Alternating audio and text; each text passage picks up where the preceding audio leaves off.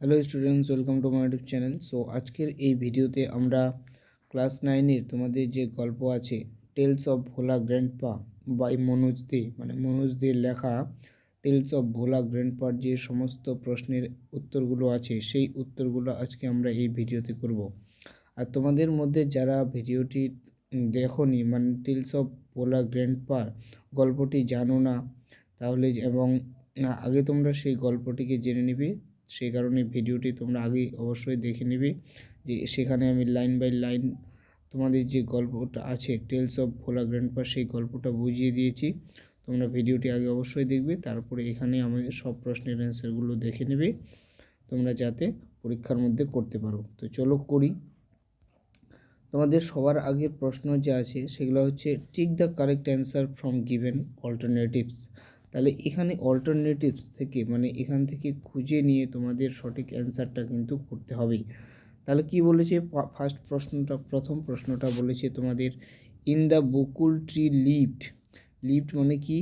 বাস করা। বকুল গাছ মানে হচ্ছে বকুল ট্রি, মানে হচ্ছে বকুল গাছ।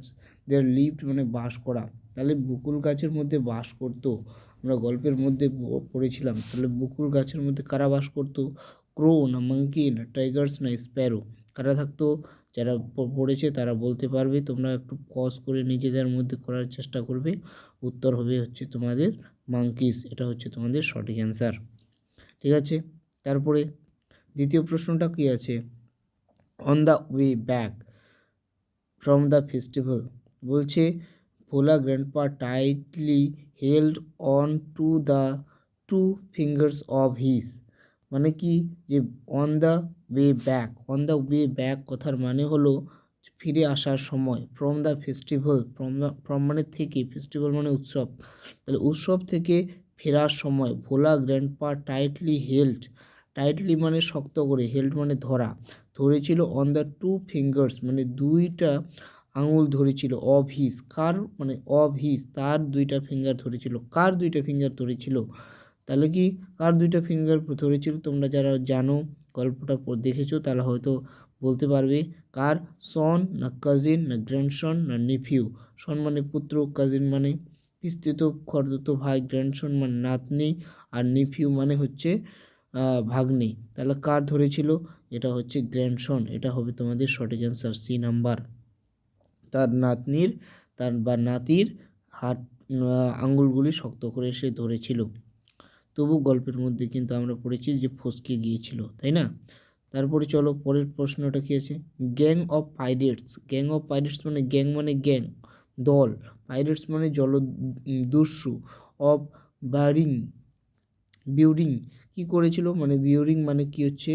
বারিং মানে হচ্ছে পুঁতেছিল। তাহলে কি গ্যাং অফ পাইরেটস মানে পাইরেটসদের যে দস্যুদের যে গ্যাং ছিল, দলটা ছিল, ওরা কি পুঁতছিল? A large box, small box, large bag না হচ্ছে স্মল ব্যাগ, কোনটা করছিল তারা? তাহলে সঠিক অ্যান্সার কোনটা হবে আমাদের? কি করছিল তারা? একটা লার্জ বক্স, এটা হচ্ছে এ নাম্বারটা হচ্ছে আমাদের সঠিক অ্যান্সার। গ্যাং অফ পাইরেটস মানে গ্যাংরা যে ছিল, মানে দলটা যে ছিল পাইরেটসের, তারা যে পুত ছিল সেটা হচ্ছে কি এ লার্জ বক্স, একটা বড় বাক্স, সঠিক অ্যান্সার। তারপরে কি আছে? Bhola grandpa was returning from. Bhola grandpa যে Bhola grandpa was returning, returning মানে ফিরে আসা, ফিরে আসছিল। ফ্রম, ফ্রম মানে থেকে, কোথা থেকে ফিরে আসছিল? ইয়ারলি মার্কেট, মান্থলি মার্কেট না ডেইলি মার্কেট না উইকলি মার্কেট? তাহলে কোথা থেকে ফিরছিল? সেটা হবে সঠিক অ্যান্সার উইকলি মার্কেট, মানে সাপ্তাহিক বাজার করে সে কি একদিন সন্ধ্যার সময় ফিরছিল, তাই না? তারপরে চলো নিচেরটা, নিচে দেখি কী আছে। ভোলা গ্র্যান্ডপা ডাইট অ্যাট দ্য এজ অফ, ডাইট মানে কি? মৃত্যু ঘটা, মানে ভোলা গ্র্যান্ডপার মৃত্যু ঘটেছিল অ্যাট দ্য এজ অফ, মানে এজ কত বছর বয়সে? 85, 95, 55 না 75? তাহলে কত বছর বয়সে তার মৃত্যু ঘটেছিল? সেটা হচ্ছে 95, এটা হবে তোমাদের সঠিক অ্যান্সার। তারপরে চলো নিচের দিকে দেখি কি আছে। তারপরে আছে এক্সারসাইজ 2। এক্সারসাইজ 2 এর মধ্যে কি বলে দিয়েছে? এক্সারসাইজ 2, এক্সারসাইজ 2 এর মধ্যে বলে দিয়েছে অ্যান্সার দ্য ফলোয়িং 50 উইদিন 15 ওয়ার্ডস, মানে 15টা ওয়ার্ডের মধ্যে এই প্রশ্নগুলোর অ্যান্সার দিতে হবে। প্রথম প্রশ্নটা কি বলেছে? When did Bhola grandpa let out a loud while, when মানে কখন, লাউড মানে জোরে, ওয়াইল মানে চিৎকার করা, আর্তনাদ করে কেঁদে ওঠা। তাহলে when did Bhola grandpa let out a loud wail মানে কখন ভোলা গ্র্যান্ডপা জোরে চিৎকার করে উঠেছিল বা আর্তনাদ করে উঠেছিল, কেঁদে উঠেছিল, কখন।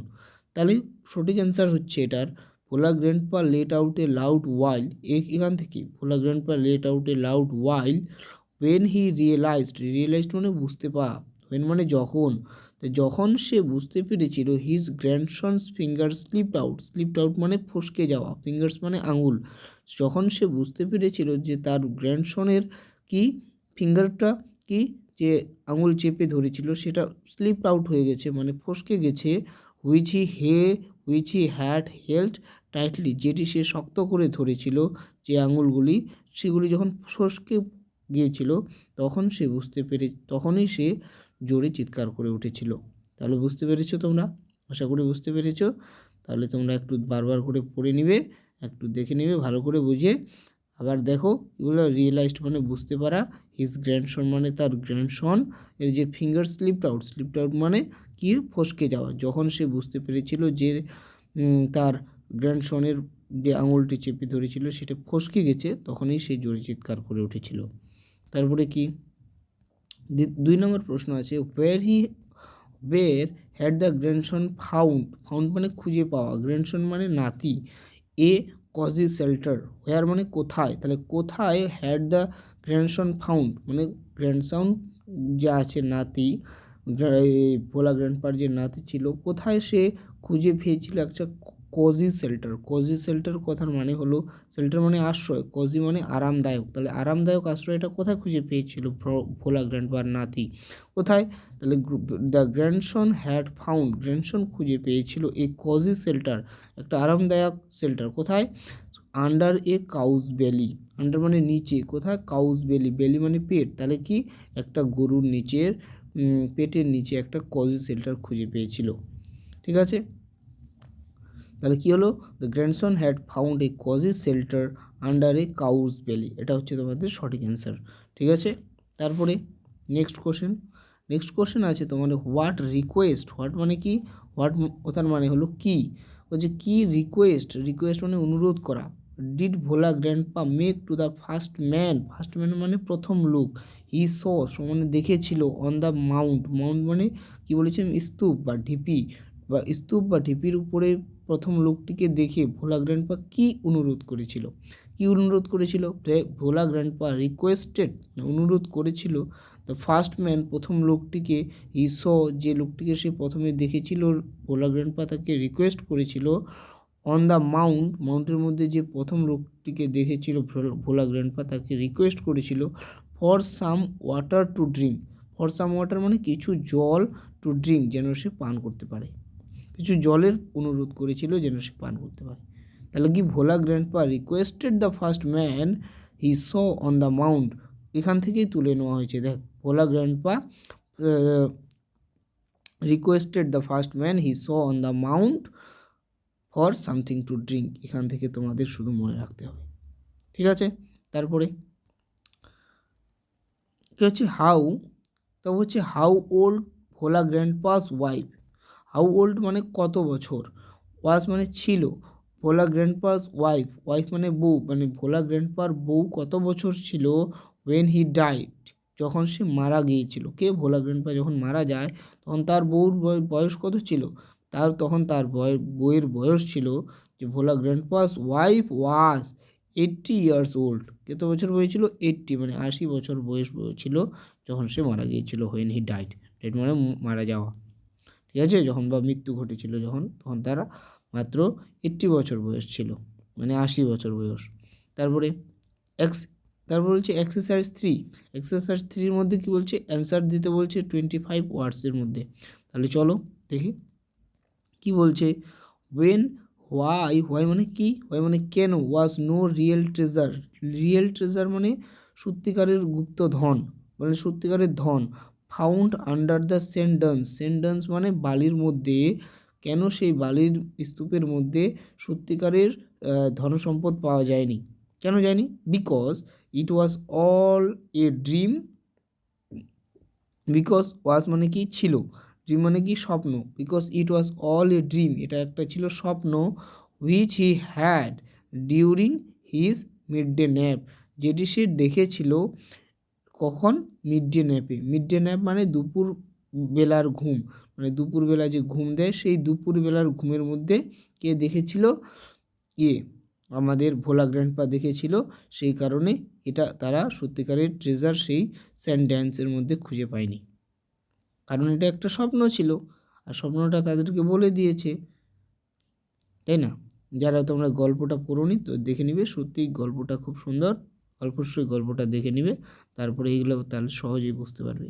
তারপরে 2 নম্বর প্রশ্ন কি বলছে, হোয়াট ডিড টাইগার ডু, বলছি হোয়াট ডিড টাইগার ডু, টাইগারটি কী করেছিল, হোয়াট মানে কি, টাইগারটি কী করেছিল, after Bhola grandpa had climbed up, climbed up মানে উঠে পড়া, কোথায়, আপ দ্য ব্যানিয়ন ট্রি, ব্যানিয়ন ট্রি মানে বট গাছ, বট গাছের মধ্যে উঠে পড়ার পরে ওটা টাইগারটি কী করেছিল, ভোলা গ্র্যান্ডপা যখন বানিয়ান গাছে উঠে পড়েছিল তখন, তারপরে তাহলে টাইগারটি কী করেছিল, দ্য টাইগার রোড, রোড মানে আওয়াজ করা, বাঘ যেভাবে আওয়াজ করে, অ্যান্ড সার্কেল, সার্কেল মানে ঘোরা, দ্য ট্রি মানে বাঘটি রোড করেছিল আর কি গাছটির চারপাশে ঘুরছিল, অ্যাবাউট কতবার, অ্যাবাউট 100 টাইমস, কম করে 100 টাইমস মানে কম করে 100 বার, দেন ইট সেটেল ডাউন, তারপরে সে ধীরে ধীরে বসে পড়লো, সেটেল ডাউন কোথায়, আন্ডার এ বুশ, একটা বুশের মধ্যে, বুশ মানে একটা ঝোপঝাড়ের মধ্যে, without taking it's eyes of him,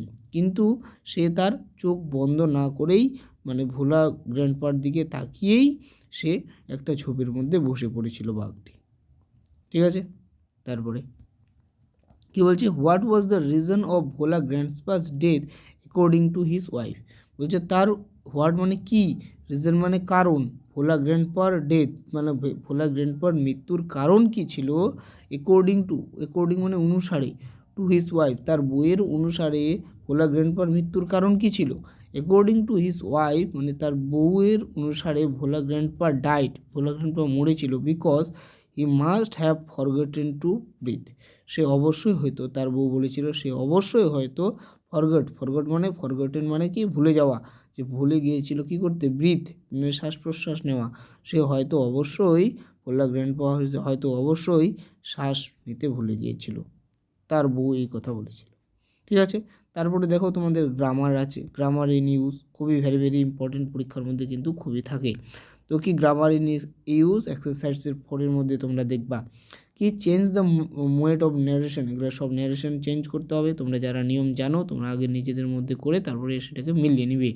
চলো দেখি কি বলছে, ফার্স্ট তোমাদের যে আছে, Bulbul said to his friend will you come tomorrow, তো বুলবুল সেড এটা হচ্ছে আমাদের সেইটাকে কিসে পরিবর্তন করতে হবে, আক্সড, তাহলে বুলবুল আক্সড হিজ ফ্রেন্ড, এটা যেহেতু কোশ্চেন করেছে তাহলেও আমাদের এটাকে অ্যাসার্টিভ সেন্টেন্সে পরিণত করতে হবে, তাহলে এখানে হয়ে যাবে ইফ, আর এখানে ইউটা 7% চেঞ্জ টু অবজেক্ট, তো হিজ ফ্রেন্ড, তাহলে এখানে হয়ে গেছে হি, উইলটা হয়ে যাবে উড, কামটা হয়ে যাবে কামই থাকবে, আর টুমোরো হয়ে যাবে দি নেক্সট ডে, তাহলে কী হয়েছে, Bulbul asked his friends if he would come the next day. তারপরটা আছে ফুল লামি সেইস আই অ্যাম ফাইন, এটা সিম্পল প্রেজেন্ট টেন্স, যেহেতু তাহলে এটার কিছু বিশেষ কিছু পরিবর্তন করার নাই, তাহলে ফুলমণি সেইস, এখানে শুধু কনজাংশন হচ্ছে দ্যাট, আই অ্যাম ফাইন, বাস এটুকুই, এই দুটো হয়ে গেল। তারপরে next, the teacher said to the students keep quiet, এটা তো টিচার কি করেছে, আদেশ দিচ্ছে, সেই কারণে কি হবে, অর্ডার্ড হয়ে যাবে, সেইটু পরিবর্তন হয়ে যাবে কিসে, অর্ডারে, তাহলে ordered, the teacher ordered to the students to keep quiet, তারপরে এখানে একটা ইনফিনিটিভ ব্যবহার করে টু কিপ কোয়াইট, ব্যাস হয়ে গেল। তারপরে কি বলছে, my mother said to me may your dream come true, মায়ের আশা যে আমার যেন স্বপ্ন পূরণ হয়, তাহলে সেইটুকে পরিণত করতে দিতে হবে কিসে, wished, my mother wished that my dreams, এখানে মেয়েটা হয়ে যাবে মাইটে পরিবর্তন, তাহলে may might come true, my mother wished that my dreams might come true, হয়ে গেল। তারপরে আছে দ্য স্টুডেন্ট সেইড, স্টুডেন্টরা বলল please sir please allow us to play in the field, তাহলে এটা কি বলছে, প্লিজ অনুরোধ করছে, তাহলে এখানে সেট যে আছে এটা কিসে পরিণত হয়ে যাবে, যেহেতু অনুরোধ করছে রিকোয়েস্ট করছে, দ্য স্টুডেন্ট রিকোয়েস্টেড কাকে, স্যারকে, তাহলে বলছে দ্য টিচার, তাহলে কি the student requested the teacher to, এখানে ইনফিনিটিভ ব্যবহার হবে, টু অ্যালাউ, এখানে আজটা পরিবর্তন কী হয়ে যাবে, দেমে পরিণত হয়ে যাবে, তাহলে কি the teacher, the student requested the teacher to allow them to play in the field. এ হয়ে গেল তোমাদের সব প্রশ্নের অ্যান্সার। তোমরা হয়তো যারা বুঝতে পারোনি আরেকবার ভিডিওটি দেখে নেবে, আর যারা গল্পটা জানো না অবশ্যই তোমরা গল্পটি একবার দেখে নিয়ে তারপরে প্রশ্নগুলি করলে তোমাদের বুঝতে সুবিধা হবে এবং তোমরা সহজেই বুঝতে পারবে। Thank you for watching this video and যারা সাবস্ক্রাইব করোনি অবশ্যই চ্যানেলটিকে সাবস্ক্রাইব করে নাও পরের ভিডিওগুলি পাওয়ার জন্য।